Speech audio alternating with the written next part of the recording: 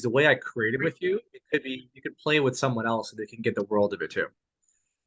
Cool. True. Okay. All right. So Hi guys, my name's Kaylee Grace, and this is Alex Macklin. He's going over something marvelous that's supposed to be super game changer on high performance levels. So take it away, Alex. thank you, thank you. All right. So what I'm going to create with everyone right now, okay? And this, by the way, this is not mine. Okay, this is work from Landmark Worldwide. They're an international, worldwide leader in performance and personal development training. Okay, this is something I learned from them, so I'm crediting them for that. Okay. What I'm going to go over today is the three causes of upsets or having an upset in your life. So let me give some examples, right? So, for example, you may be upset about not getting a promotion at work, right? You may be upset that your husband or wife is not doing what you want them to do, right? Like that's a common upsets that we have every day, right? Like maybe you had a goal at work to, make $5,000 this month and you got 4,999, right? And you were upset because you were $1 off, right? So upsets are caused all the time, every day, and considering that majority of your life is spent inside of an upset. Yeah. Now, I don't mean an upset like you're like, charged emotional about it, but there's like an ontological, which is your way of being in life, your experience of life. You're constantly upset about multiple, actually, probably multiples and multiples of things at the same time without even realizing it. That really disallows you from being really expressive, like being full out in the world, being powerful, having life of your dreams. A lot of that is robbed of you singularly because you are always in an upset and you don't have access to your power. Okay. So that's a very conceptual way of creating this. Now I'm going to get into more of like the nuts and bolts. Okay. So I'm now going to distinguish for you or share with you the three components of an upset. Now, all this is based in language. Okay. Ontological work as a methodology is all based in language. So you just got to listen to the words. Okay. So remember, this is not my work. This is Landmarks. Okay. I'm crediting them. Okay, but when I'm gonna share with you each one by one, and then I'll give some examples to illustrate it so it's very clear. Okay, and I promise you, if you can really get grounded in this methodology right here of the world of upset, oh my God, like you're gonna have so much power in life. It's insane, especially in the performance. So that way, like in the future, when things happen that you don't want to happen, they won't take you out for an hour, a year, or a day. So you're stuck now. It may take you out for like a minute, and then you're right back into the action again. So really powerful stuff. Okay, so here we go. Number one. Okay, and I actually have the list here I'm reading from. So excuse me. Okay, number one is thwarted intention. Okay, thwarted intention. Give some examples, right? Let's say again, your intention. So I'm in sales, right? Say my intention, like a goal or target that I have, was to close 40 deals in January, right? And I'm super motivated, right? I'm like working my butt off. I'm closing deal every day. I get to like 35, right? And then it's like, then let's say today is like January 31st. So I have, excuse me. So I have one day to get 5 deals, right? To hit my goal. I'm at 39. I'm about to close the last one before I leave work. And the quality assurance agent who's on the phone to finish up with my client messes up. Like he says something he shouldn't have said. And the client now doesn't sign the contract. And I end the month at 39 deals, right? My intention to get 40 was thwarted by someone else or something else. I am now upset, right, with that person. I'm like, dude, like, or whatever, right? I'm like, what'd you do? Like, the person was gonna buy. I'll say that word. The person was gonna enroll in our program. Like, why'd you say that, right? Notice I'm upset, right? Like, I'm angry. I'm upset because my intention of 40 deals was like right there, but it was thwarted. What are the words here? Thwarted. It was thwarted. It was compromised by. It was disallowed by. It was messed up by another person or another thing, right? That's what thwarted means.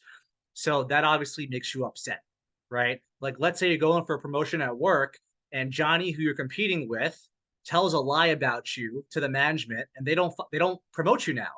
You were thwarted, right? Like you worked your butt off to get promoted, let's say, and you were thwarted by someone else. They compromised you. That makes you upset. obviously, right? And we all get pissed off when those things happen. So consider that, and here's how you could get power over it, okay? Now as like a functional thing. One thing you could do is you could look at what are all areas in your life where you have an intention to accomplish a certain result. Okay, that's the simplest way to look at it. For example, right? I have the intention of getting 40 deals a month in my sales job. Okay, that's my intention. If anything thwarts that, like the quality assurance agent or my manager not letting me work on weekends, right? Anything that'll disallow me from hitting my goal, I will naturally, I can't even control it. That's how crazy it is. I will naturally become upset right away. Now, normally when you get upset, right, we think it's like an emotional response to something, but it's not. It's based on this simple principle. You were thwarted, like something was thwarted. You had an objective, you had a goal, and you couldn't meet it, not because of you. You would have met it, but someone else, something else, whatever, took you out of it, right? That's what thwarted is, okay? Now, here's how you get power over it. If you could be in your life doing your thing, right, and that happens to you, and you now could be aware of, so you got to practice this, that you're now thwarted, right? You can now kind of stop yourself and be like, wow, I was just thwarted. I'm upset. And like, be aware of it.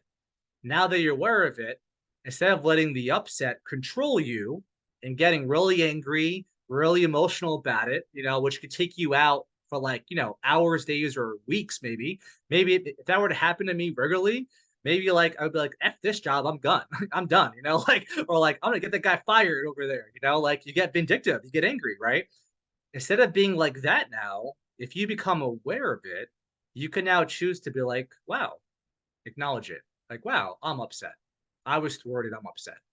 What can I do about it now? Being calm, collective. Well, I could report the quality assurance agent for saying something inaccurate. I could tell my manager, I could tell my boss. And notice how calmly I'm being about it, right?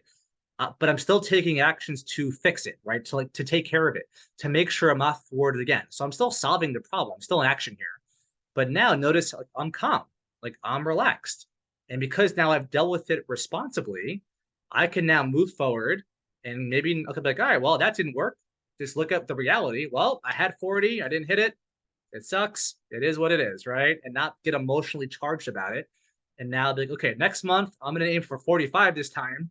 So in case I'm thwarted, I still get 40, right? Like then you could take action, you could game plan. Like notice how more powerful I sound now than being at the effect of or hurt by or emotionally compromised from one person who made a mistake, right? Am I gonna let that one mistake control my life and my emotions? No, because I'm a powerful guy, right? And you can be powerful too, right? So that's number one. Okay. And I made that as clear as I can. If it's not clear, Kelly, I'll let you be the judge of that. Was that pretty clear to you, or do I need more examples to No, make it clear? Okay, perfect. Okay, crystal great. clear. Okay, great. So number two, and by the way, if these concepts are confusing, they should be. So that's okay. I recommend is listening to this video like multiple times. Okay, because you'll get it eventually when you keep. If you follow my logic, it'll make sense to you eventually. Okay. Okay. All right. Number two, let me pull it up here. Sorry, gotta find this tab. Okay, number two, because I just want to be accurate here, is unfulfilled expectation. Okay, this is now more of a personal thing between you and the it thing. Okay, this is not now involving anyone else. So let's say I have a goal of 40 deals a month. I'll just use the same example to keep it simple. And let's say I do 35, right? And I wanted 40 because I wanted to make X amount of dollars and it's an accomplishment. Maybe it's for a promotion, whatever, right? So because I, not someone else, because I now didn't hit the goal that I had expected of me, I'm going to get upset too, right? Obviously, I failed, right? This is a very common word here. I'm a failure. I'm a failure. I didn't meet my goal. I didn't, do what I said I would do. I'm a liar. People can't trust me. Like, notice how all this morality now comes into the conversation, like about being a failure and being an idiot or whatever, right? Like all these things happen in your head, and other people might call you a failure too. Who knows, right? Because you didn't meet your goal. Now, here's even the worst part about this concept. It's not even just you failing, it's other people failing, right? So when you have an unexpected, I'm sorry, I keep going back here to this. When you have a unfulfilled expectation, that is not only on yourself, it's also on other people.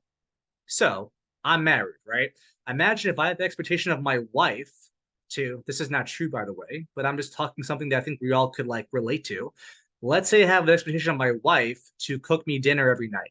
Because let's say that was our agreement when we got married. She told me she would do it. I expect that, right? And let's say for some reason I get home tonight and there's no food. Like I'm starving. I've worked a long day. I need I need food, and I go home and she's like on the couch watching TV, you know? Now, in that moment, when I see her, there's no food, how do you think I'm going to feel about it? Pretty upset, right? I'm like, what the hell? Like, you promised me as a partner, you would make me dinner. I didn't force you or do that. Like, that was something you promised me, right? But sometimes also, it doesn't have to be promised either. I could just think that. I could just say I expect it. And if it doesn't happen, I get upset about it. So you see, there's a lot of levels to this. It's not just one thing. It's my expectation of everything, which could be real or agreed to by someone else or not, right? So it really applies everywhere. So if I got home, how do you think I'm going to be with my wife right now? Probably pretty upset, right? I'm like, hey, like, where's dinner? Like, you promised me, or I expected it of you, right? Because you're my wife, whatever, right? I'm not that way, by the way, just to be clear, But like, what if? But I would be very upset, obviously, right? Because I'm hungry. I have that expectation. So anytime you have an expectation, whether agreed upon or not, it's irrelevant. Expectations are created by you. Like you create them in your own head. Anytime they are not fulfilled in the world, like in reality, in performance, you get upset. And again, I don't mean like you're a freaking maniac or insane. You're just upset ontologically, like you're not happy, right? Something's not fulfilled for you. So again, how do you get power over that, right? It's the same idea. Nowadays, when I set a goal or an expectation is not met, this is what I do seriously in real life. I'd be like, okay, I made a promise to get 40 deals. I only got 35. Now, coming from a performance context, not an angry and, little child context, like, let me go look at what I did to get 35. Like, what did I not do? I'm sure I didn't do something, right, to get me the extra five. Maybe I didn't do as many calls, right, in sales. Maybe I didn't reach out to as many people. Maybe I need coaching on my calls. Like, but notice how this is like performance stuff. This is like things that could make me better, things that are productive, conducive, not emotionally angry, whatever, right? And again, I'm in control. Bottom line here, when you could be aware of these things in your life, you then are driving the car of your life. It's not your emotions in your brain. I don't give a crap how emotional you think you are. A lot of this stuff is ontological. Like you could just be with it ontologically and bypass your emotions and just be with it like I am right now. Okay, so that's number two. Okay, last one. Pull it up here. Last one here is undelivered communication. Okay, this is so common in the world, it's not even funny. This should be its own law of itself because everyone does this crap. I don't care who you are, everyone does it. I don't care how honest you think you are, how blunt you think you are. We all do this because again, these three aren't like Alex laws, right? The person that discovered this methodology studied 40 years of research in human beings, and he discovered this as a scientific discovery that we all deal with this crap because we're human beings. You can't get away from it, right? The last one here is undelivered, again, undelivered communication. Okay. So now let's say something happens to you in life, right? Let's say you're upset about something, right? Even using the other two examples, and you don't communicate it to someone else, especially the person you have the issue with. So this is more, right? There's a couple levels here, right? The first level could be, let's say after that QA agent, quote unquote, like bombed that call and it cost me that deal. I didn't do anything about it. I held it in. I didn't tell my manager about it. I didn't tell quality assurance about it. Like I was not in communication about it and essentially vented, like got it out of me and put it into the world so something could be done about it, like so it could be fixed, right? Most of the time, and I'm super guilty of this, honestly. This is like one of my like trademarks as a human being, is I withhold, it's called withholding also. I withhold everything from people. And then what happens when you withhold things? You get even more vengeful, right? Even more upset. Yeah, and you probably blow up one day. You just like go off on the whole world and you become, if you want to go really extreme here, you could become like crazy, like a maniac, like a killer, seriously, because you have the experience that people don't listen to you. Why? Because you don't talk to them. So you get very upset, like very charged, you know? So one of the secrets, this is a little tangent here, but one of the secrets of being very free in your life and having a lot of power and not being controlled by your past is just being in communication about everything you deal with in your life, like with your mom, with your dad, with your wife, husband, like somebody, doesn't matter who, anybody, a therapist, a coach. It's so seriously, like this is proven right through the methodology. It's proven that this is why therapy is so effective, by the way.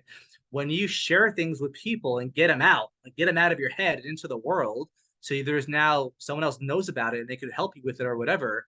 It's like you have like 1,000-pound rock lifted from your shoulders now. You're like, oh, thank God.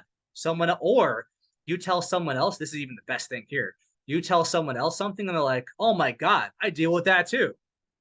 And you now are related. You have that in common now. And here's the funny thing. Virtually not everything, because some things are very niche, but virtually every single thing in your life that you would ever deal with, and like especially in like relationships.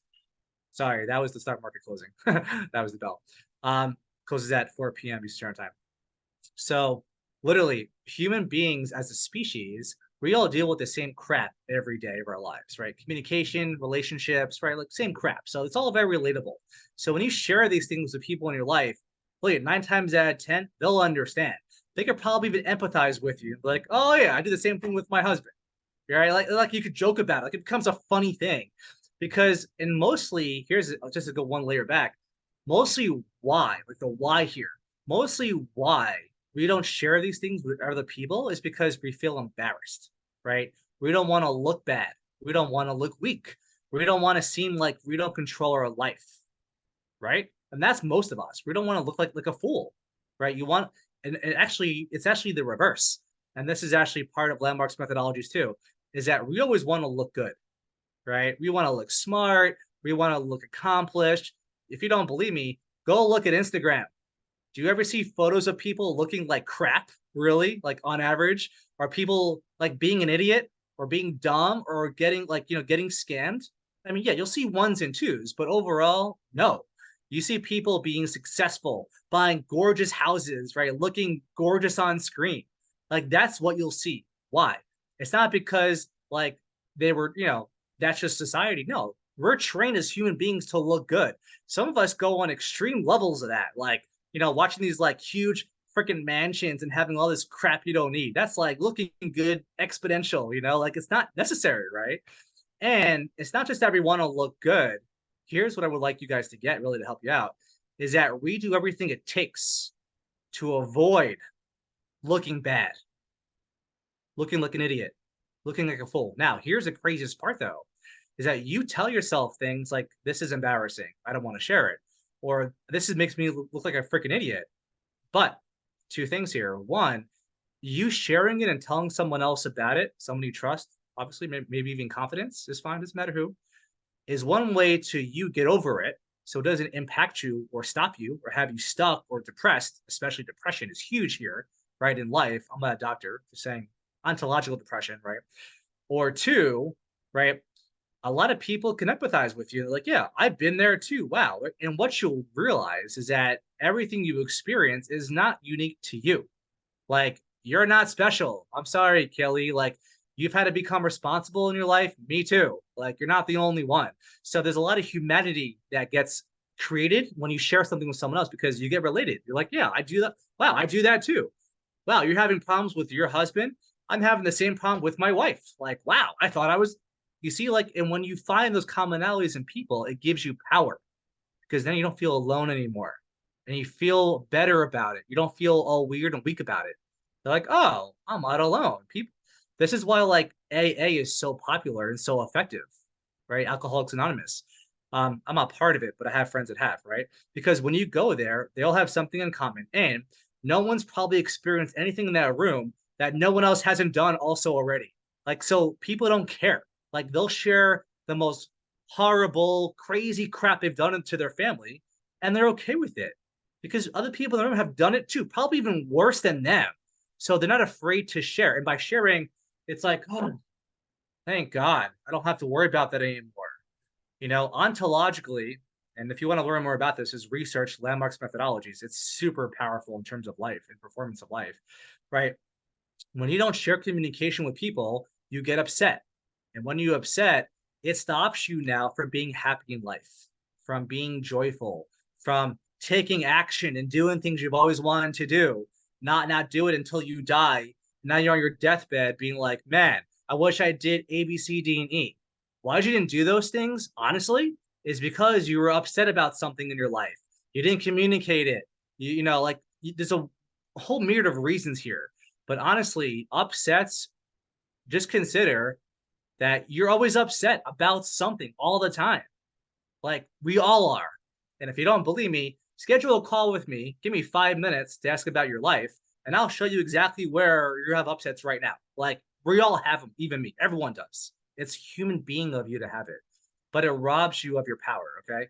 So if you could take on these three concepts of an upset, which I'll read them off again now in summary.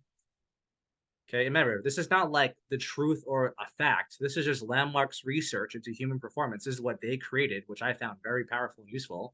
Okay, the cause of an upset is as follows. You have a thwarted intention, an unfulfilled expectation on yourself or with others, or them with you, or undelivered communication. Okay, so if you have any upsets at all in your life, it's one of those. It's going to be one of those three categories. Okay, and now to get power over it, right? Once you can kind of take a step back out of you being like emotionally reactively charged about it, and just look and be like, okay, so I'm obviously upset, right? I'm not happy. I'm pissed off right now. Let me see which one of these three categories my upset is currently in, and then be responsible about it. Wow, I'm upset because Kelly promised me a promotion and she lied. I'm upset about that right now. So I need to tell someone about that. Maybe her manager, like whatever, like take action, like do something about it. Once I do that, I will feel so much better about it just naturally because now I'm in action about it. I've communicated it and something's being done. Now, I may not get anything like, you know, out of it per se, but just the fact that I communicated it, like talking to a therapist, is so therapeutic for you. And you'll feel so much better about it. And maybe even do something about it. Like maybe I'll get the promotion now because I told them I was upset about it and it was promised to me. I'm making this up, right? But like, if you don't share these things, people can't help you. A lot of times in life, I've learned from myself for years. I grew up in New Jersey and I live in California now. For years, I used to be real like, this is before I did all this personal development crap, right? So I couldn't see this stuff yet. But I used to be so like so upset and pissed off because all my best friends back home would never call me ever. I would always call them, for years. I was pissed off. Like I was always upset with them about this.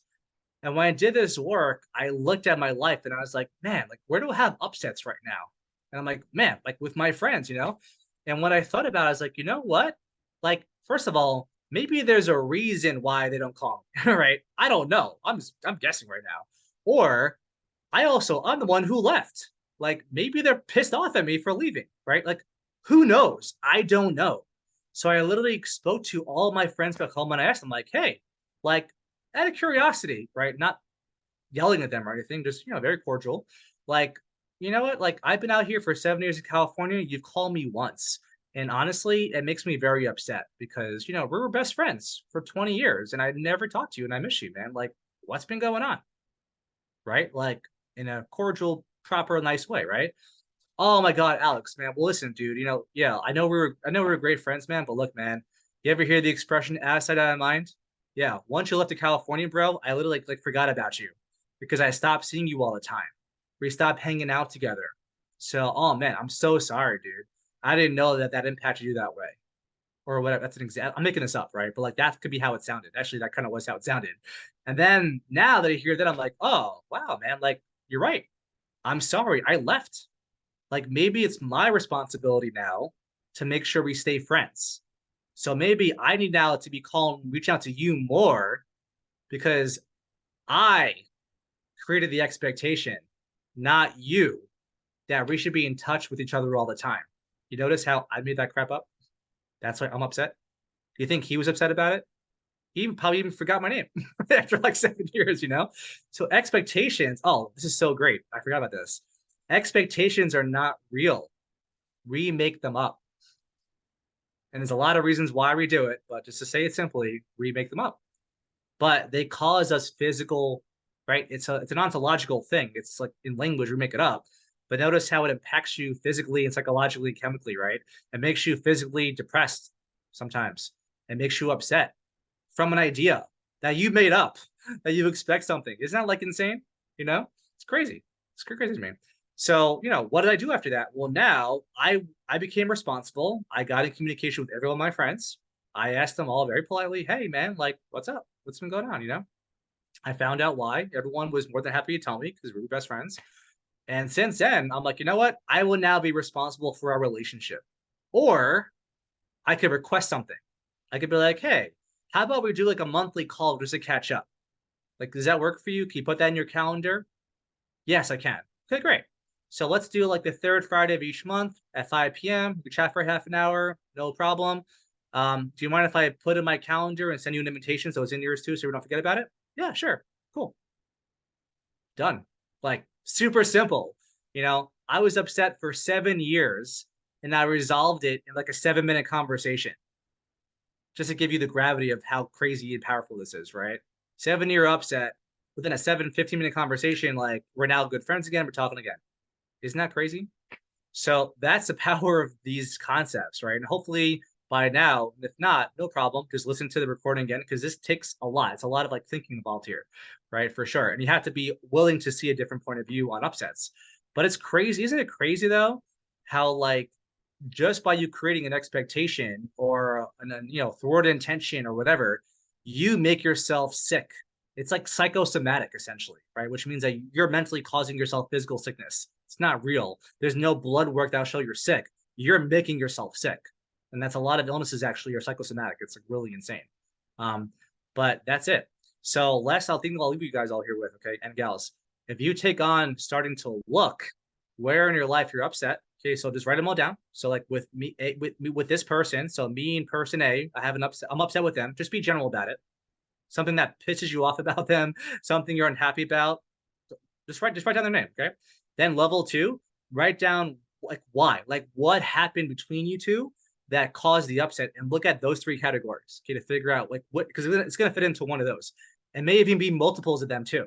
So it could be more than one. And then third level now, okay, so now that you're aware of it, you can see it, you now want to call that person and talk to them about it, okay? Tell them like why you're upset. Don't yell at them, like be cordial about it, right? Because you want to fix it, you want to clear it.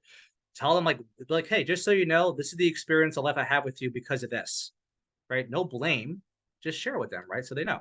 And then be like, look, like I've been holding this grudge for years. I want to let it go now. Like I forgive you. Let's just say, like if if they wronged you, right? I forgive you. Let's move on. I want to create a friendship with you. Is that okay?